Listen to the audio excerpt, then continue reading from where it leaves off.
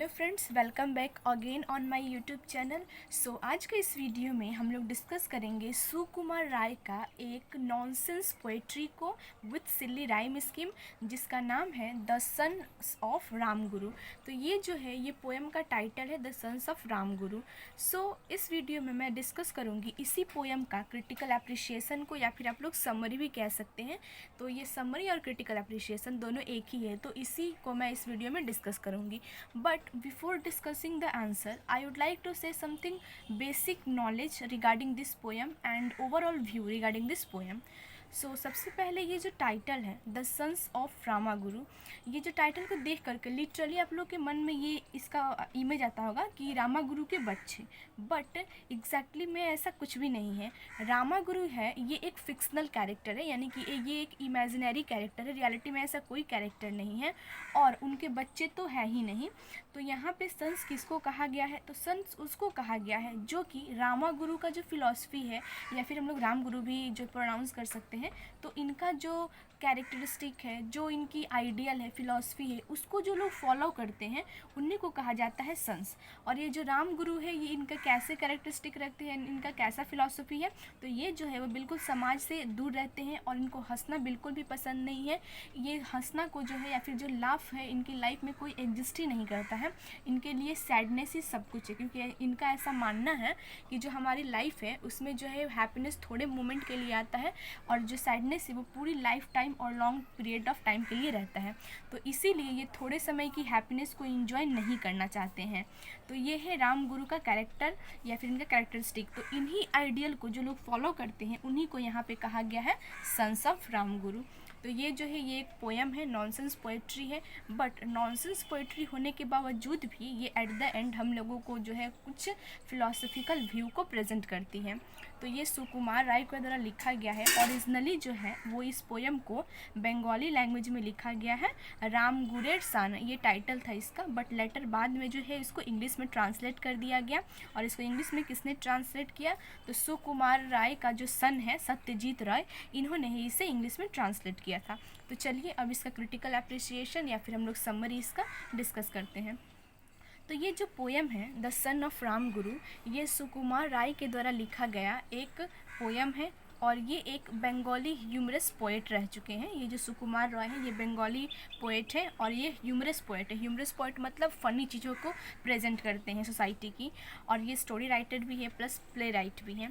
इनको जो है वो मेनली इनकी राइटिंग्स के लिए याद किया जाता है, और स्पेशली जो इनकी राइटिंग्स होती हैं वो किसके बारे में फ़ोकस करके लिखते हैं? ये स्पेशली चिल्ड्रन के बारे में, मतलब इनका जो है वो चिल्ड्रन लिटरेचर के ऊपर फोकस करके लिखते हैं। और इनका जो फेमस वर्क है उन सब के बीच में जो एबल टेबल है वो वन ऑफ देम है, क्योंकि ये काफ़ी फेमस एक चिल्ड्रन लिटरेचर है। चिल्ड्रन लिटरेचर मीन्स एक तरह का जो है नॉनसेंस लिटरेचर, मतलब इसमें कोई सेंस नहीं बनता, क्योंकि जो बच्चे होते हैं वो बेसिकली जो है वो नॉनसेंसियल बातें ही करते हैं। सो इसीलिए ये जो पोएम प्रेजेंट है ये भी एक तरह का नॉनसेंसियल पोइट्री ही है। नेक्स्ट जो है, ये जो पोएम है द सन्स ऑफ रामगुरु, ये एक, जैसे कि मैंने पहले ही बताया, ये एक बंगाली नॉनसेंस पोएट्री है with silly rhyme scheme and nonsensical words इसमें हैं।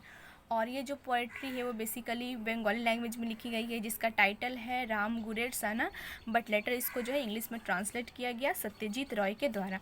और ये जो पोएम है इसको कब पब्लिश किया गया, या फिर किस वर्ष या फिर किस कलेक्शन में पब्लिश किया गया है?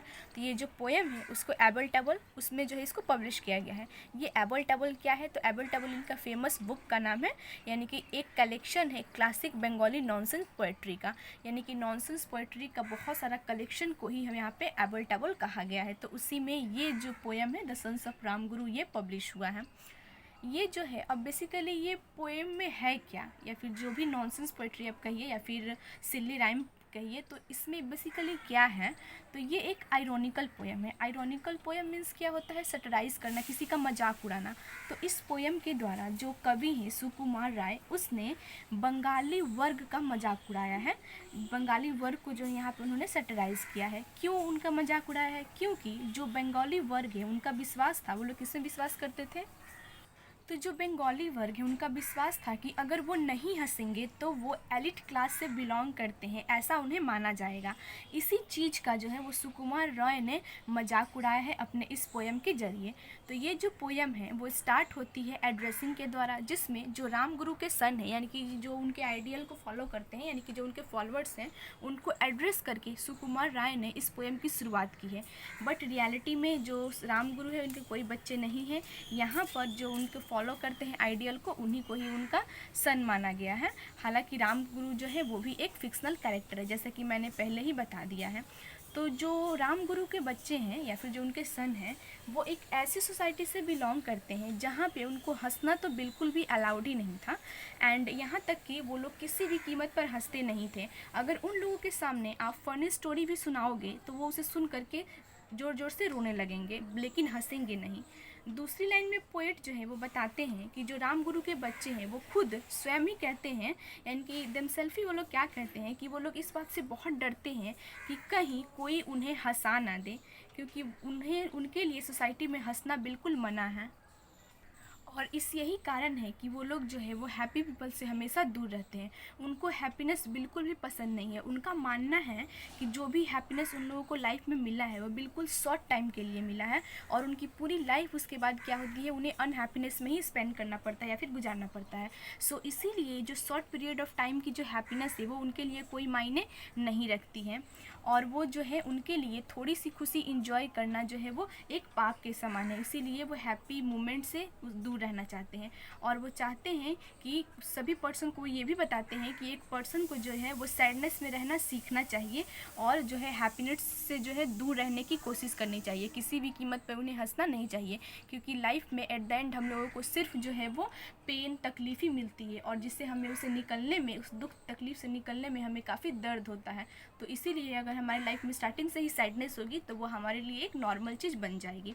अपार्ट फ्रॉम दिस, इसके अलावा वे जो पीपल है वो हमेशा किससे दूर रहने की कोशिश करते हैं, तो प्लीजेंट ब्रीज ऑफ समर, जो गर्मी के महीने की जो प्लीजेंट हवा है, खुशनुमा हवा है, उस महीने में भी वो अपने घर से निकलना नहीं चाहते हैं, क्योंकि उनका मानना है कि ये जो समर की ब्रीज है, जो समर की हवा है, वो उनके चेहरे पर स्माइल ला सकती है। और इसे ही कारण है कि वो घर से नहीं निकलते हैं समर के मंथ में, और अपने आप को उस हैप्पीनेस से दूर रखते हैं, नेचुरल हैप्पीनेस से दूर रखते हैं, और अपने लाइफ को बिल्कुल स्टेबल बना करके रखते हैं और हैप्पीनेस से दूर रखते हैं। सो इस तरह से जो राम गुरु के सन्स यानी कि जो उनके फॉलोअर्स हैं वो हमेशा अपनी लाइफ को आउटर वर्ल्ड से दूर रखते हैं, ताकि कोई भी चीज़ उन्हें हंसा ना पाए। और यही कारण है कि वो हर एक प्रयास करते हैं, हर एक एफर्ट्स करते हैं अपने आप को चार दीवारों के अंदर कैद करने की और लोगों से दूर रहने की, क्योंकि अगर लोगों के वो टच में आएंगे तो वो कहीं ना कहीं हंस देंगे, जो कि उनके जो सिद्धांत के बिल्कुल खिलाफ है। उन्हें हंसना बिल्कुल मना है। और इवन वो समर के मंथ में तो बाहर निकलते ही नहीं है, इवन वो ऑटम के मंथ में भी उन्हें बाहर निकलना अच्छा नहीं लगता है। क्यों? क्योंकि ऑटम के महीने में जो क्लाउड है, जो बादल है आकाश में, जिसका नाम कुमली है, ये जो बादल है कहीं ऐसा डिज़ाइन न बना दे जिसे देख करके इनके चेहरे पर एक स्माइल आ जाए। सो इसलिए भी ये ऑटम के भी सीज़न में बाहर निकलना पसंद नहीं करते हैं। इसके अलावे ये ना तो अच्छे से रात में सो पाते हैं, इस डर की वजह से कि कहीं फायर फ्लाइज, जो एक फायर फ्लाइज है, इंसेक्ट्स का नाम है, ये कहीं जो है इनके पास ना आ जाए और इन्हें डिलाइट ना कर दे, यानी कि हैप्पीनेस प्रोवाइड ना कर दे।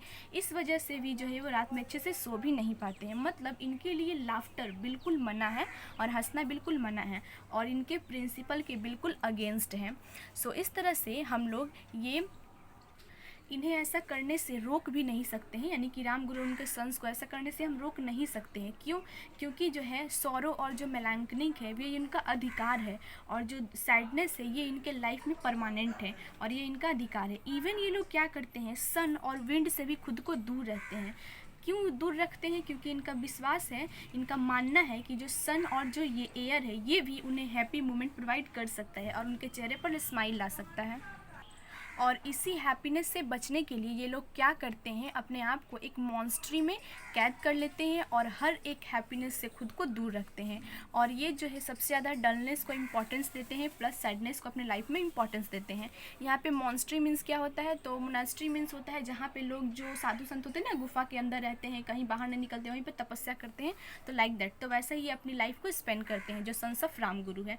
सो in this way we can say that यहाँ पे हालांकि ये नॉनसेंशियल पोएट्री पोएट्री है, सिली राइम्स है इस पोएट्री में, बट ये जो है एक फ़िलॉसफी ऑफ लाइफ को एट द एंड हमारे सामने प्रेजेंट करता है। क्या फ़िलॉसफी ऑफ लाइफ है कि जो हमारी लाइफ है वो फुल ऑफ सैडनेस है, सो हमें इस मेलैंकलिक लाइफ में रहना सीख लेना चाहिए। और एट द एंड हम लोग कह सकते हैं यह एक फनियर पोएम है, क्योंकि एक ही चीज़ को बार बार रिपीट किया गया है कि किस तरह से जो सन्स ऑफ राम गुरु हैं उन्हें सोसाइटी में हंसना मना है। सो आई होप आप लोग का आंसर समझ में आ गया होगा, and please like subscribe my channel for next video. अगर और आप लोगों को किसी क्वेश्चन का आंसर चाहिए सो प्लीज़ कमेंट मी, मैं उसको प्रोवाइड करने की कोशिश करूँगी। थैंक यू, मिलते हैं नेक्स्ट वीडियो में।